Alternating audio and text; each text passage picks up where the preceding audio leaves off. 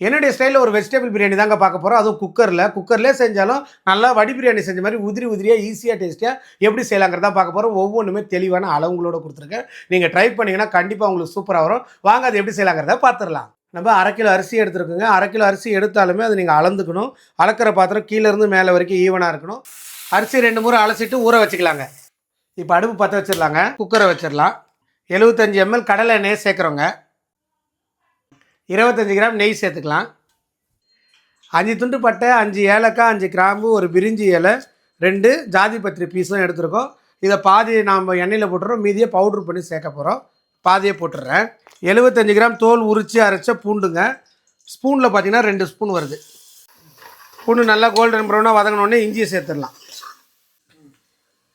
இஞ்சி தோல் உரித்து அரைச்சது 50 கிராமுங்க. இதுவும் கிட்டத்தட்ட 2 ஸ்பூன் தான் வருது. ஏன்னா இது கொஞ்சம் லூஸாக அரைச்சிருக்காங்க. ரெண்டும் சேர்த்து நல்லா பொன்னிறமாக வதக்கி எடுங்க. இப்போயே உங்களுக்கு ஒரு பிரியாணி வாசனை நல்லா வர ஆரம்பிச்சிடும். திருச்சி இப்போ மிளகாத்தூள் சேர்த்துக்கலாம். 1/2 கிலோவுக்கு 5 கிராம். இப்போ எண்ணெய்க்கு ஒரு நல்ல கலர் கிடச்சிரும். 25 கிராம் கல் உப்பு சேர்த்துடலாம். 1/2 கிலோவுக்கு 25 கிராம் கரெக்டாக இருக்கும். 150 வெங்காயம், 150 தக்காளி, 20 கிராம் மல்லி புதினாவை இப்போ நம்ம சேர்த்துடலாம். வெஜிடபிள் பிரியாணிக்கு கொஞ்சம் கூட தான் சேர்க்கணும். நல்லா ஒரு 3/4 பதத்துக்கு இது வதங்கி வரணுங்க. இந்த மாதிரி வந்தோடனே 1/4 கிலோ அளவுக்கு எல்லா காய்கறியும் சேர்த்து பட்டாணி, உருளைக்கிழங்கு, கேரட், பீன்ஸ் கொஞ்சம் நிறைய போடுங்க, நல்லாயிருக்கும். இப்போ இது சேர்த்துருவோம். இந்த ஸ்டேஜில் ஒரு 50 கிராம் தயிரை சேர்த்துடலாம். போட்டு நல்லா மிக்ஸ் பண்ணிக்கணும். ஒரு 5 கிராம் பச்சை மிளகா, அது ஒரு 3 பீஸுன்னு வச்சுங்க. நல்லா கவனமாக பாருங்கள். 1 கப் அரிசி எடுத்துருந்தேன், 1/2 கப்பு தண்ணி எடுத்துக்கிறேன். அதை இப்போ சேர்த்துட்றேன். ஒரு விசில் வரட்டும். ஒரு விசில் வந்தோடனே ஆஃப் பண்ணிடலாங்க. ப்ரெஷர் வர வரைக்கும் அது அப்படியே விட்டுடலாம். இப்போ நல்லா ப்ரெஷர் வந்துருச்சுங்க. ஓப்பன் பண்ணிக்கலாம். திரும்பவும் அடுப்பு பற்ற வச்சுக்கலாங்க. ஒரு சின்ன சைஸ் லெமனை சேர்க்க போகிறோம், விதை இல்லாமல். முதல்ல எடுத்து வச்சோம்னா பட்டை, கிராம்பு, ஏலக்காய், அதை பவுட்ரு பண்ணி சேர்த்துறோம். நல்லா சுத்தமாக தண்ணி வடிச்சிட்டோம். இதை எடுத்து இப்போ இதில் சேர்த்துறோம். ஒரே ஒரு மிக்ஸ் பண்ணிடலாம். இந்த ஸ்டேஜில் உப்பு காரம் செக் பண்ணிவிடுங்க. எல்லாமே கரெக்டாக இருக்குது. ஏன்னா நம்ம எல்லாம் அளந்து போட்டிருக்கோம். மறுபடியும் ஒரு விசில் வந்தால் போதும். ஒரு விசில் வந்தோடனே அடுப்பு அணைச்சிடலாம். ப்ரெஷர் வர வரைக்கும் வெயிட் பண்ண.